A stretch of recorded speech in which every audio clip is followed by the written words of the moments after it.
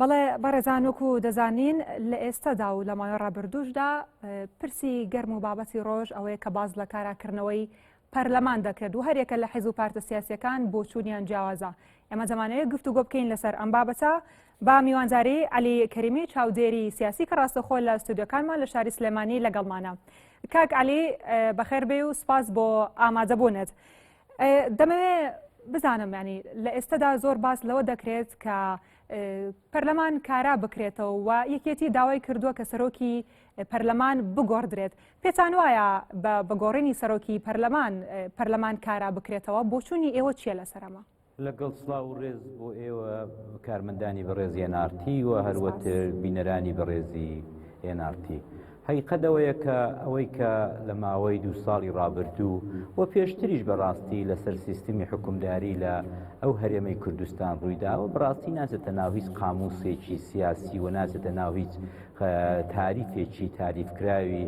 سیستمی دموکراسی و سیستمی دەستا و دەستکردنی دەسەڵات. حقیقەتەوەیە کە ئێمە هەر لە بیدایەتەوە کە هاتوین حکومداریمان کردو لە باشووری کوردستان تۆ هەر بڵێ لە دوای ڕاپەڕینی 91ەوە و دواتریش پارلەمان لە 92 و ئەو جارەکانە خەستر لە 2003شەوە و تشکیلەی حکوومەت و یەکبوونەوەی حکوومەتەکانی هەولێر و سلێمانی ئێمە بەڕاستی دەبێت ئەوە بە کۆمەڵانی خەڵکی خۆمان بڵین دەسەڵاتدارانی هەرێمی کوردستان بە هەردوو زۆنەکەشەوە حتا ئەم دەکاتێک کە ئەمە تێداین بەڕاستی بڕوایان بە سیستمێکی دیموکراسی چەشنی وڵاتانی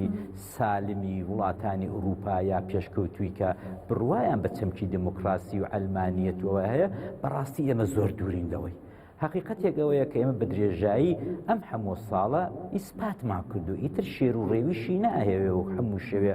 ڕۆشنبیرێک و نخبەیەکی سیاسی و ئەندامێکی مەکتەبی سیاسی بێتە سەر تەلەڤیزیۆنی و دیفاعێکی زۆر شەرمێونانە بکە لەو سیستمێک کە ئەو سیستمە نە ئەمنیەتی بۆ خەڵک دەستەبەر کردووە نە ئێکۆنۆمی و وەزعی ئابوورێکی باشی بۆ خەڵک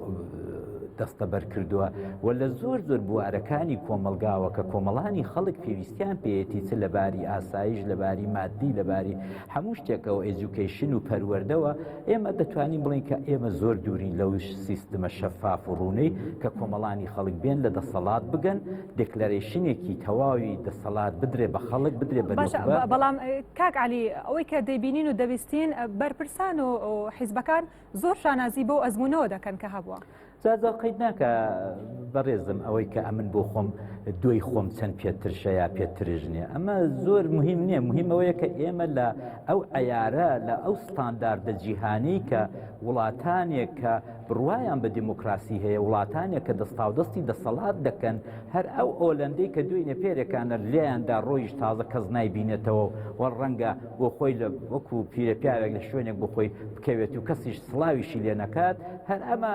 هات بۆ هەولێر کە بۆ خۆی دەزانێت لە وڵاتەکەی خۆی ئاوای لێ دەکەن دوای 4 ساڵان دڵن خاکە خوا حافیزت بێت هاتە هەولێر تەمکینی کرد بۆ سەرۆک خێڵێک سەرۆک عەشیرەتێک کە چەند ساڵی لە ماوەی سەرۆکایەتیەکەی گوزەراوە و دەبوو ڕۆیشپایە کە چی نەڕۆیژا بۆیە ئەوەی کە خۆمان لە ناو دڵی بەنێو دڵی خۆمانیا بۆ مزایدەکردن و یا خۆڵ بە چاوداکردی کۆمەڵانی خەڵک چۆن تاریفی خۆمان دەکەین ئەوە تەواو شتێکە ئەمری واقعیەتی مەطلب کە ئێمە نە دموکراتین نە بڕوامان بە دموکراسیە نە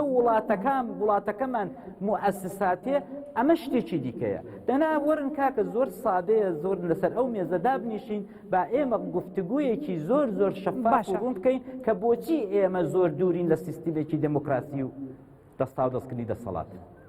باشە ینی کاک عەلی لە کارخستنی پەرلەمان چ زیانێکی بە ناوبانگی حکوومەتی هەرێم گەیاندوو ینی بە تایبەت لای وڵاتانی دراوسەیە؟ وڵا لە زەرەر و زیان دەرچۆ ئێمە تازە خاراوین ئێمە جۆر نادەینێ ئێمە بەدەیان ڕۆشنبیر و نخبەی خۆمان دێتە سەر ئەم تەلەڤیزۆنانەی ئێوە قسان دەکا دڵی دەسووتێت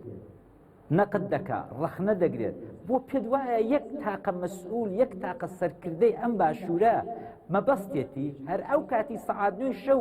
پانۆرامای ئێوە یا خەبەرەکانی ئێوە دەڕوا ڕۆشنبیرێک نخبەیە قسان دەکا و ئەرشی فەلەک دەلەرزێنێ دەڵێ ئێوە گەندەڵن دەڵێ ئێوە بڕواتان بە دموکراسی لێ ئێوە پیاوکوژن ئێوە ڕۆژنامەکوژن ئێوە دزن ئێوە تاڵانچین کاکە خۆ جۆشی نادەنێ بەلاشیانەوە گرینگە بۆ خۆم من بیستومە لێیان دەڵێ کاکە لێی گەڕە بە ئاوا بۆ خۆی قسە بکە ئەمە سێسا چێژۆ دەداتە فڵان کەس چێژۆ دەداتە عەلی کەریمی حەقیقەت ئەوەیە کە ئەم برادرانەی ئێمە چونکە حکمی قەرەقوش و حکمی جەنگەڵ لە ڕۆژی ئەوەڵەوە بۆیان لواوە و جۆ نادەنە دەنگی کۆمەڵانی خەڵک جۆ نادەنە ئەوەی کە خەڵک پێیان دەڵە کاکە ئێوە دزی دەکەن کاکە ئێوە تاڵان دەکەن کاکە ئێوە نەعەدالەتی دەکەن کاکە ئێوە دادگاکانتان سربەخۆ نیە کاکە حاکمەکانتان سربەخۆ نیە کاکە قووەی قەزاییەتان فەشەلی هێناوە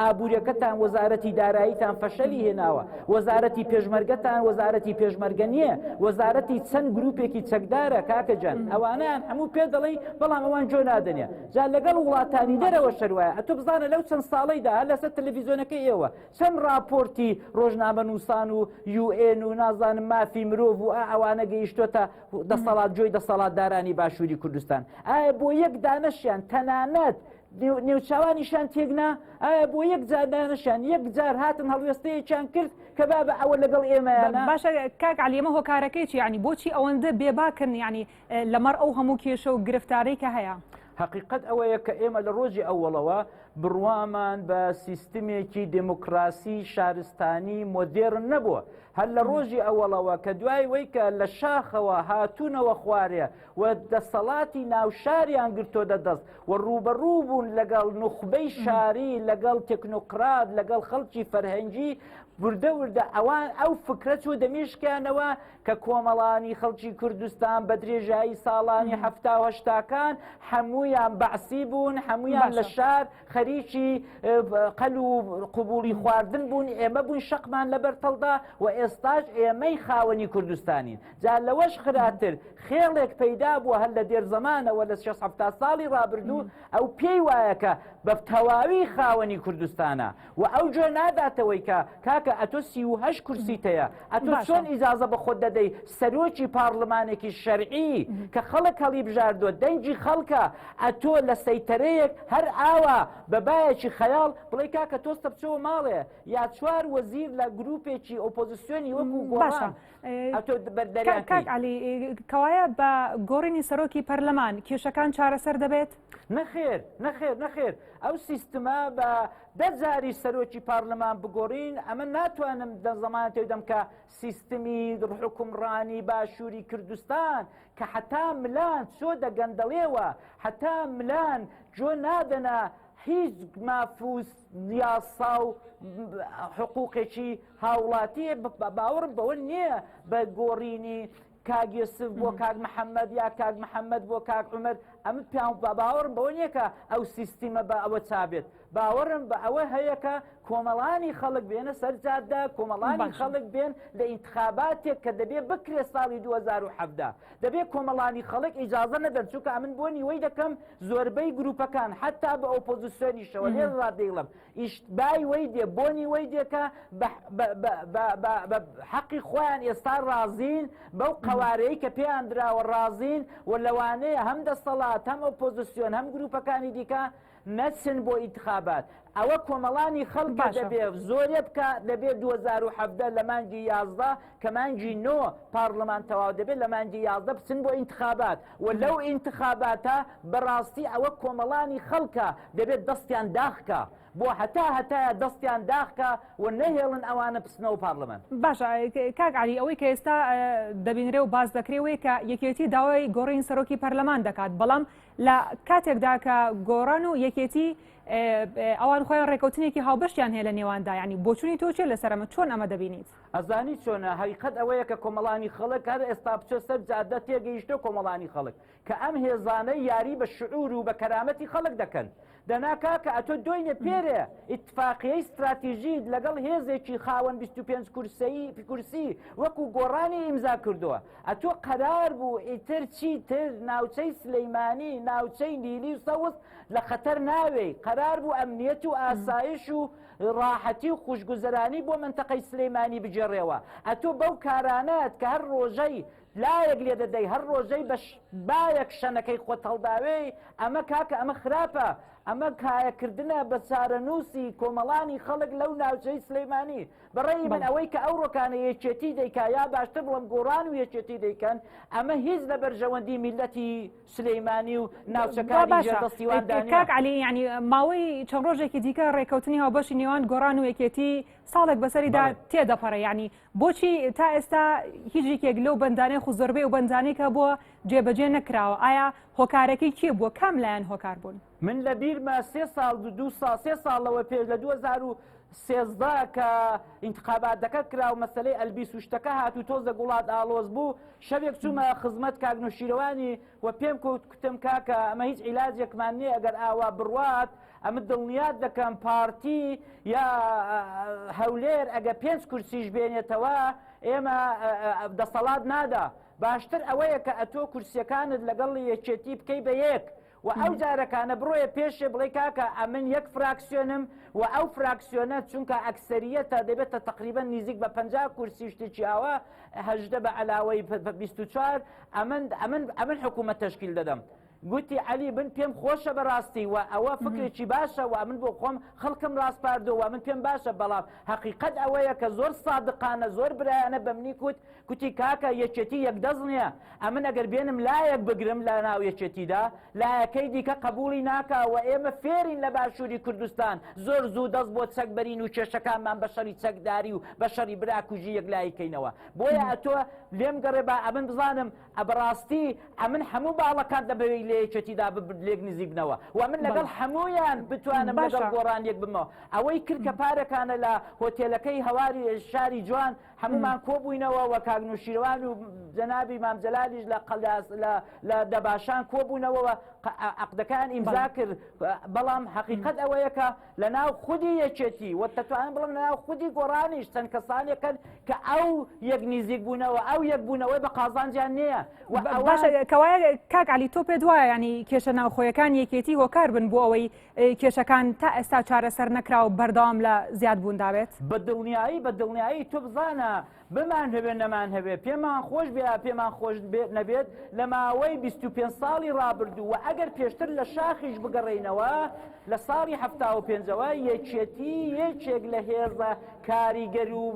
بریاردەرەکان و قسەی ئەوەڵ و ئاخرەی پێ بووە بە درێژایی مێژوو ئەو تۆ چاو لەو 3-4 ساڵەی مەکە کە بازرگانیەکی زۆر زەبەلاحی ماڵتی میلیۆنێری کەوتۆتە کۆمەڵێک سەرکردەی داویەکێتی و ئەوان بەرژەوەندی و مەنافعی کۆمەڵانی خەڵکیان بەڕاستی لە بیر چۆتەوە دەبێت ئەوەیان پێ بکوترێت، دەبێت پەنجە بۆ چاویان بەرین و پێیان بڵین ئێوە لەبەر چیرفانی خۆتان و لەبەر بەرژەوەندی تایبەتی خۆتان خۆوە قسەی من نییە، قسەی زۆرێک لە خەڵکە نزیکەکانی خۆیانن لە مەکتەب سیاسیەکانن کە دێنە سەر میدیاکان کە بۆ خۆی مەکتەب سیاسی بۆ خۆی هەمەکارەیە، بەڵام دێ وەکو بێدەسەڵاتێ وەکو عەلی کەریمێکی ڕۆژنامەنووس یا ڕخنەگر دێتە سەر ئەو شاشەی ئێوە قسان دەکا دەڵێ کاکە گەندەڵی دەنێو مندا هەیە. ئەدی کاکە ئەتۆ بۆ خۆت مامۆستاوە بۆ خۆی مەشمولە، ئەتۆ بۆ خۆت مەلای حیزبەکەتی، ئەتۆ بۆ خۆت هەمەکارەی حیزبەکەتی، ئەدی چۆن دەبێ ئەتۆ عاجز بی، ئەتۆ بێدەسەڵات بی؟ بۆیە حەقیقەت ئەوەیە کە دەناو یەکێتیدا جەنگەڵستانێک بڕێوەیە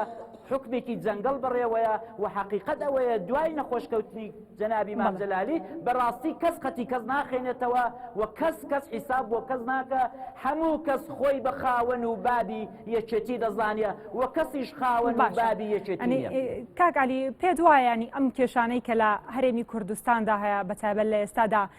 زۆربەی دەگەڕێتەوە بۆ یەکێتی نیشتیمانی یاخود تەواوی حیزبەکانی تریش هاوکار نین بۆ چارەسەرکردنی ئەم کێشانەی کە هەیە؟ کاکە جان زۆر سادەیە، ئەمن سێدانە حیساب دەکەم. ئەوەی یەکگرتوو کۆمەڵ بەقەت کورسیەکەیان بەقەت حەزمەکەیان گلەیان لێ دەکەم، نەزیاتر نەکەمتر. ئەوەندەن تا ئێستا نەیانتوانیوە چارەن و ساز بن یا قسەی ئاخر و ئەوەڵ بکەن، فقط تەنیا یەکگرتوو دەیتوانی لە 19 حوزەیران کە پارلەمان کراوە ئەو 5 پارلەمانەی بە سناریۆیەکی زۆر بەڕاستی ناشیرین ئەوەی نەکردایە کوتلەکەی خۆی لەت نەکردایە لە شوێنی ئاوادا تەسیریان هەیە. دەنا ئەوەی دیکە کە تەسیری هەبووە هەتا کودە 2009 بەڕاستی 2 هێزی سەرەکی بوون پارتی و یەکێتی بوون. هەتا کوونێ نەچوونی مام جەلالی بۆ سەرۆک کۆماری عێراق حقیقت ئەوەیە کە باڵانسێک هەبووە لە باشووری کوردستان ئەو باڵانسە جاری وا بۆ خوار بووە مامجلال ڕاستی کردوێتەوە جاری وا بووە خوار بووە ئەبرایانی ئەو بەری ڕاستیان کردوێتەوە بەڵام دوای ئەوەی لە 2009 دوای ئەو هەموو گەندەڵەی دوای ئەو هەموو کارشکەنی دوای ئەو هەموو بودجە فراوانەی کە هات بۆ هەرێمی کوردستان و بەباماندا و کەس نەیزانی چیری هاتوو چۆن دزرا و چیری هات گروپێک دروست بوو بەنێوی بزوتنەوەی گۆڕان و لە یەکەم هەڵبژاردندا 25 کورسی هێنا ئەو بزوتنەوەی گۆڕان زۆر باش هات زۆر چاک خەڵکی و ئازا کرد زۆر چاک خەڵک وێرای قسە بکە هاتنە سەر جادە لە سایق تاکسی لە عارەبانەچی لە ڕوخێندەوار لە تەلەبە هاتن غیرەتی وەی دانێ بەری کە قسە بکەن و باسی شەفافیەت و ڕوونی بکەن بەڵام حەقیقەت ئەوەیە بزوتنەوەی گۆڕانیش لە 2013 پشووی لەسەر خۆی نەبوو وەڕەز بوو زوو ماندوو بوو زوو جبهە و مەتەرێزی ئۆپۆزیسیۆنی بەجێهێش بەڕێی من دەبوو لە 2013 ئێمە ئەم شعارەمان نەدابایەکە دەڵێ بەرەو دەسەڵات بەرەو دەسەڵات باشە ئەوەی کە ئاوای لەو هەرێمەی کوردستان کرد چوونی دەسەڵات ئۆپۆزیسیۆن بوو بە ناو دەسەڵات باشە کاک عەلی یەکێکی دیکە کە لەو بابەتانی زۆر باز دەکرێویش ئەنجامدانی ڕیفراندۆمە کە بەشێک لەلایەنەکان دەڵێن بەبێ کاراکردنەوەی پەرلەمانیش ڕیفراندۆم ئەنجام دەدرێت و بەشێکی دیکەش بە پێچەوانەوە ینی بۆچوونیان جیاوازە بۆچوونی تۆ چییە لەسەر ئەم بابەتە ئایا بەبێ کاراکردنەوەی پەرلەمان دەتوانرێت ڕیفراندۆم ئەنجام بدرێ؟ وەڵی من پێم خۆش بوو ئێستا تەوقیتی زەمانم پێبایە بۆ تۆی بەڕێزم ئاوە ئیسپات کردبایە موسیب جەرابامەوە دواوە ئەگەر ئێستا یەکێتی و گۆڕان یا یەکێتی داوای ڕفراندۆمی کردبایە و پێی دزم کردبایە دەبێت ڕفراندۆم بکرێت دڵنیاتان دەکەم پارتی مخالف دەبوو حقیقت ئەوەیە کاتێک حیزبێک ئەم ڕۆکانە مزایدەی ڕفراندۆم دەکات ڕفراندۆمێک کە ئەسڵەن زەرورەتی نێت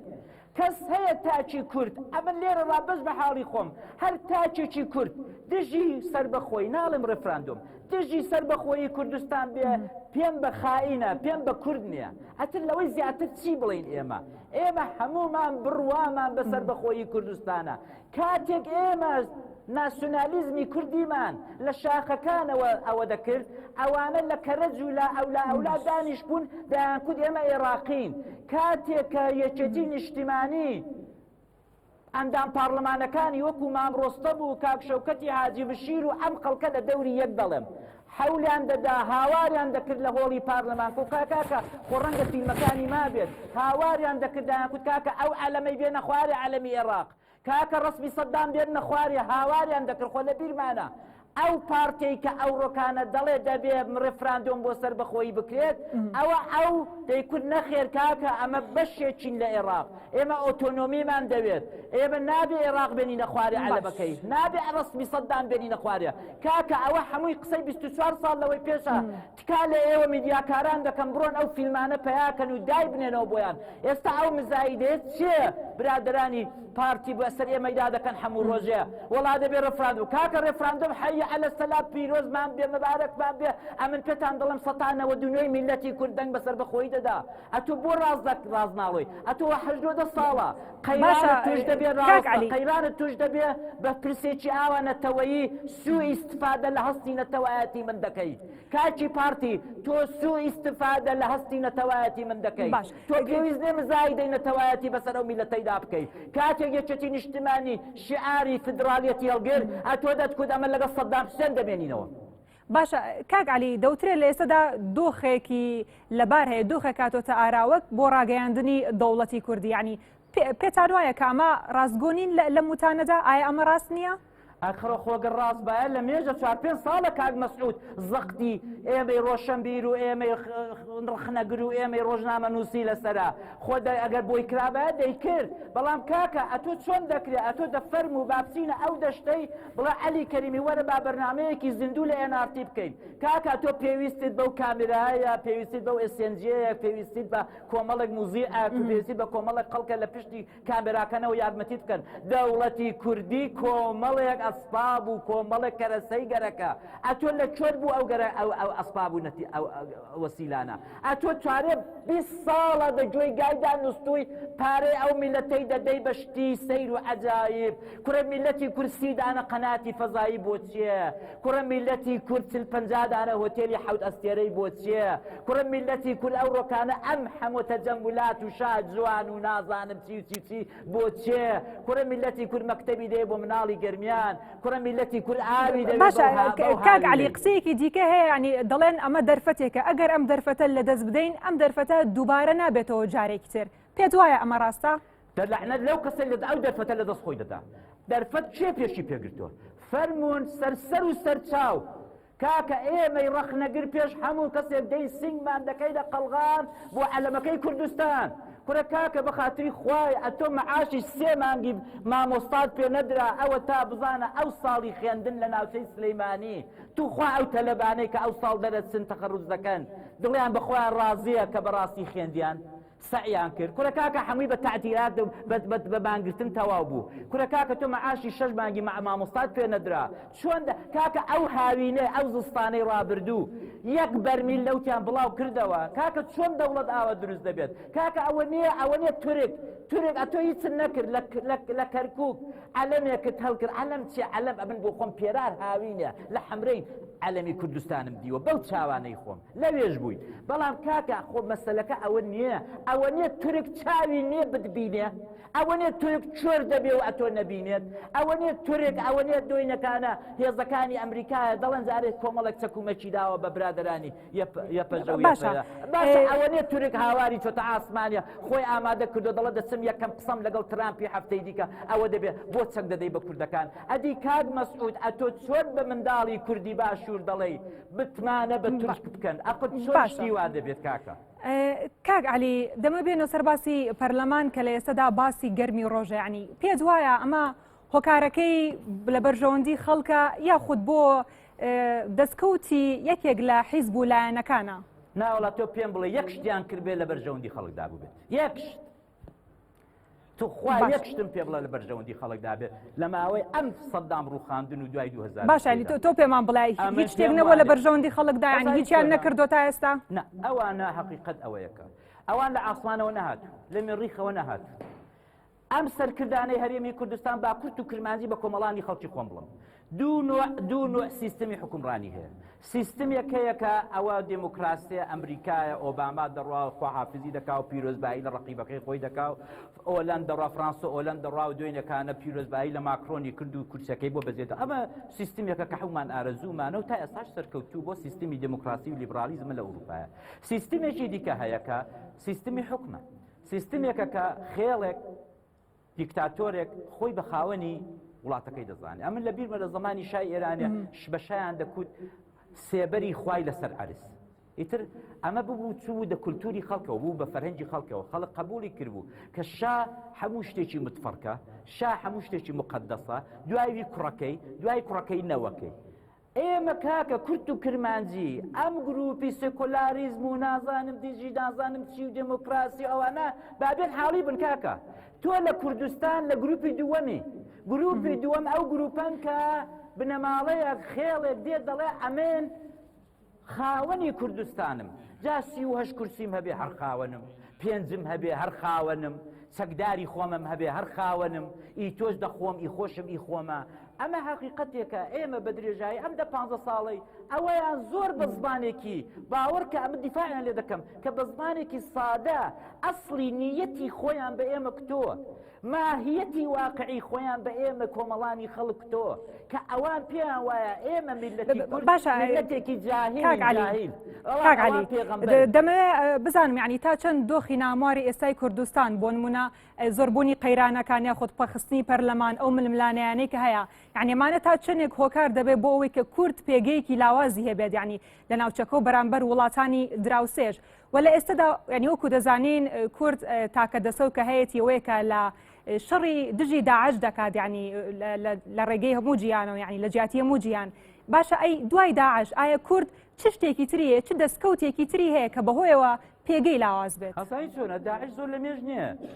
خوشکی بەڕێزم داعش هەمووی 2-3 ساڵە خۆ پێش ئەوی شەرعاوە بووین هەر پێشویش ئێمە بەروبوومی میلەتمان خواردەوە ئێمە بنەماکانی دموکراسیمان پێشێل کردووە ئێمە نەمانتوانیەوە سیستمی دەستا و دەستی دەسەڵات دروستکەین ئێمە حتا نەمانێژ ئۆپۆزیسیۆن سەر هەڵدا بۆ ماوەیەکی زۆر بەڵام تا ئاخرەکەی بە وجودی کەسێکی کەسایەتێکی کەسێکی کە نایان دەتوانی پێی بڵێن ناوی بەڕێز کاگنۆشیرەوە بوو بەڕاستی یعنی ئەگەر ئەو نەبایە بە هەمووی ئێمەوە نەمان دەتوانی ئەو بزوتنەوە گەورەیە بەڕێوەبەرین حقیقەت ئەوەیە کە ئەوان شەربێکیان لەوەکە کە بوو بوو لە 2009دا کاگنۆشوانیش کۆمەڵێک دەسەڵاتی مادی و معنەوی و هەمووی ئەوانەی فراهەم کردبوو کە کرا ئۆپۆزیسیۆن دروست بێت دەنا ئەوان لە ڕۆژی ئەووەڵەوە خۆ نەیان شاردوتەوە بڕوایان بە سیستمی دموکراسی و دەستا و دەستی دەسەڵات و پارلمانی نییە ئەوان پارلمانیان بۆ چێ ئەتۆ نازانم ڕبیرن نیە بەڵام زۆربەی ئەو بینەرانەی کە سا چاو لەمە دەکەن لە بیریانە سەدام پارلمانی هەبوو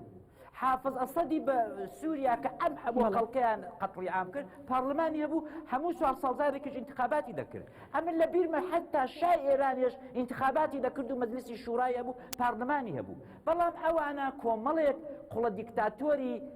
ساڵانی چلەکان بەولاوە کە دەوڵەت و نەتەوەکانی ڕۆژهەڵاتی ناوەڕاست دروست بوون لە دوای ساکسپیکۆوە کۆمەڵێک لەو دەوڵەتانە هاتن دەوڵەت نەتەوەیە بە ئیسلاح دروست کرد بەڵام فڕی بەسەر دەوڵەت و نەتەوەوە نەبوو بەڵام هاتن میکیاجی ئەو کەرەسانەی کە وڵاتێکی دموکراسی وڵاتێکی دەوڵەت و نەتەوە لازمێتی وەکو پارلمان وەکو حکوومەت وەکو قووەی دادوەری ئەوانیان هێنا کرد بە زی و خشڵ و بە بەرۆکی حکوومەتەکەی خۆیان داکرد کاک عەلی لە کۆتاییدا دەمەوێت بزانم یعنی ئەگەر لە ئێستادا وڵاتێک بەهۆی شەڕی داعش و پشتگیری لە کورد بکات یعنی دوای نەمانی داعش پێگەی کورد بەکوێ دەگات یعنی سەرکردەکانی کورد پلانیان چییە بۆ دوای ئەوە وەڵای من نمونەیەکی زۆر سادەت بۆ جەربوتە لە وڵاتانی دیکە گەڕێ هەمووی کورد متەفیقە کە فەرانسا خاتمی تران دایکی کوردان بۆ فەرانسا لە کۆنەوە دۆستی کوردان بۆ ئەوە هیچ نەڕۆی دوو مانگ لەوە پێش سەرۆک کۆماری فەرانسا کە دەژڕۆیشت دەیزانی دەڕوا ئەویش بەهۆی گەندەڵێەوە دەڕوا ئەمە هاتک هەرێمی کوردستان تۆ بزانە چوو بۆ جپەکان حەقتی زندە بات پێشمەرگە ئای پێشمەرگە کەڵی خۆمە ئای پێشمەرگە حەقیقەت ئەوەیە یەک کەلیمەی باسی حقوقی سیاسی من و تۆ نەکرد یەک وشەی نەکرد لەباری حقوقی سیاسیەوە دەنا خۆ زۆر سادەیە فەرانسا یەکێک لە 5 دەوڵەتە دائیمەکەی شورای نێونەتەوەیە وەنیە باشە ناتوانن ئەوان پرسی کورد برن بۆ یەکجاری ئەوە نییە لە باکوور چی دەقەومێ ئەوە نیە لە ڕۆژاوا چی دەقەومێ لە ڕۆژهەڵاتیش گەڕێکە هەموو ڕۆژێ کۆمەڵێک لاو سەریان بە پەت و سێدارەوەیە کاکە هیچ نەبێ هیچ نەبێ پرسی سیاسی کورد بەسم پێ بڵە چەکداری چاچی بەسم پێ بڵە پیاو کوژی چاچی بەسم پێ بڵێ ئەتۆ کەڵی خۆمی ئەتۆ چاکم شەڕ بۆ دەکەی نەخێر ئەگەر کورد باوچی هەبێت ئەگەر کورد سەرکردەی هەبێت ناهێڵێ بە پێشمەرگەکانی بڵێن کەڵی چاک ناڵێ بە پێشمەرگەکانی بڵێ چەکداری چاک بەڵکو دەبێت بەو دەوڵەتانە بڵێ بڕۆن لەباری سیاسیەوە دیفاعم لێ بکەن بەڵێ ئەمن شەڕکەرم ئەمن خێڕی نیم ئەمن دەتوانم شەڕ بکەم لەسەر خاک و وڵاتی خۆم بەڵام هەمیشە و دایم شەڕ بۆ ئێوە ناکەم کاتێک شەڕتان بۆ دەکەم کە ئێوە حقوقی من بە ڕەسمیەت بناسن ئێوەش لە ئومەمی متحیدە بێن بڵێن کورد میلەتێکی بەستە زمانە میلەتێکە 100 ساڵە بە زۆر دابەشمان کرد 100 ساڵە لەژێر چەکمەی عەجەم و تورک و عەرەبدا دەیتلێنینەوە دەبەسە ئەگەر ئۆلەن ڕاستی دەکرد ئەم هەموو فەرشی سوورەی بۆ ڕاقز کاک مەسعود ئەمن یەک دانە وتاری چکۆلە بنووسی تەواوی بەکرێگیرا و کۆیلەکانیان وەکار خست هەرچی جنێوی سوکەدایان کوڕەکاکە خۆ قسێکی خراپم نەکرد ئەمن دەستی ئۆلەن ماش دەکەم بە شەرتێکی ئۆلەن بچێت یا فەڕەنسا یا ئینگلیز یا ئاڵمان بچێت لە ئومەی متحیدە بڵە ئەمن قبولی ناکەم کورد دەبێت مافی بۆ ببڕینەوە بەڵێ عەلی کەریمی چاودێری سیاسی ڕاستەخۆ لە ستودیۆکانمان لە شاری سلێمانی لەگەڵمان بووی سپاس بۆ ئامادەبوونت